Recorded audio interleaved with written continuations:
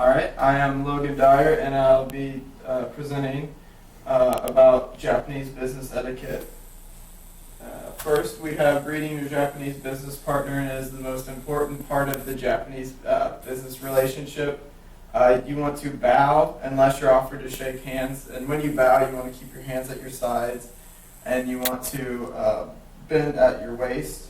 The longer and lower you bow, the more respect is shown. And this brings us into the second part, which is business cards, which are known as meshi.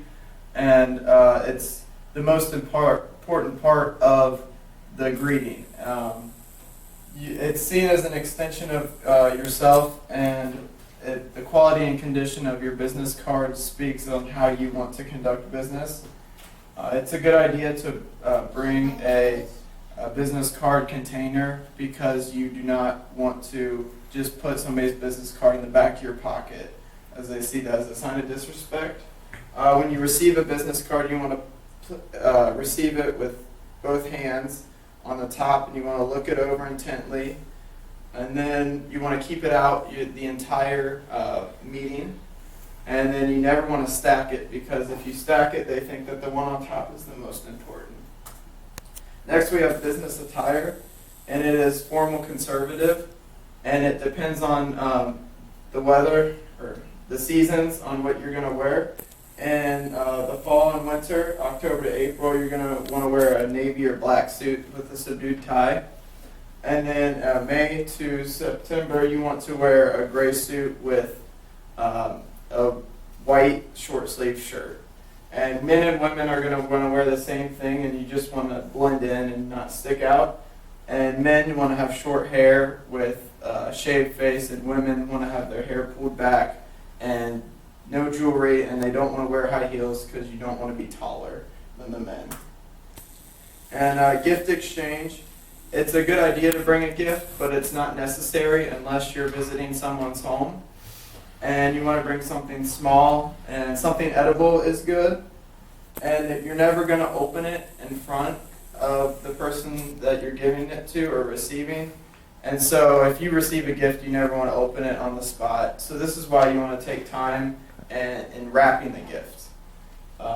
You don't want to bring white flowers, potted plants, anything sharp, or sets of 4 or 9.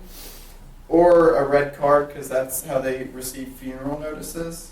And you don't want to give something too expensive because they will stress out over trying to repay you. And next we have a Japanese formality, and it's like the U.S. formality, but it's just a little bit more formal. Because they have 3 pillars of business that we also share, which is politeness, manners, and sensitivity. And it's always going to be more formal at the first meeting, and then the more rapport you and your Japanese counterpart build, the less formal it gets, but it will never be less formal than business in the United States. And this is a good time to bring up just what not to do in public, because you want to keep your hands out of your pockets when you're talking to them. You don't want to blow your nose in public. You don't want to point at people. You don't want to pat someone on the back or grab their hand.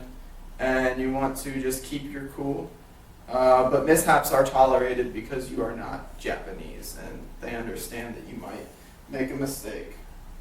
Next, when you're going out to eat in Japan, a good rule of thumb is just to keep your plate as how you got it, like when you sat down. And the towels at the beginning of the meal are not for your mouth, so you just want to use them on your hands. If it's a shared dish, you want to use the opposite end of your chopsticks to grab food and put it on your plate. You don't want to lick your chopstick or stab food with your chopstick or put it vertically in a bowl of rice. You want to eat every grain of rice on your plate. Also, it's important to not pour soy sauce on your food. You want to dip your food into the soy sauce. And at the end of the meal, you want to put your chopsticks back in the paper envelope, and you want to place lids back on small dishes. And this brings us to Japanese time. And they have schedules and they're going to stick to them. So when the meeting is scheduled to be over, it's going to be over because they have business to conduct after that. So this is why you want to call to confirm that you are going to be on time, and that you should also call if you're going to be late, like an hour or two before. And you just want to be on time to every meeting, no matter how formal or informal it may be. And this all goes back because the Japanese has a history of a linear. They like to think linearly, so you just want to be on time. And apologize if you are late. And finally, we have Japanese business communication, and they are considered a high context business country, which means that they put a lot of emphasis on what is not said.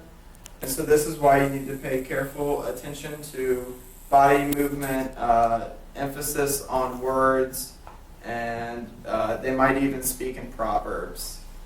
And another thing to keep in mind is that they will do anything to avoid saying the word no. So you need to pick up on cues that they are not agreeing with you, or they do not want to do something, because they will not go straight out and tell you, like in America. And if everyone is silent in the room, you need to stay silent, because that is how they see if it's kind of how they test your wisdom and your self-control.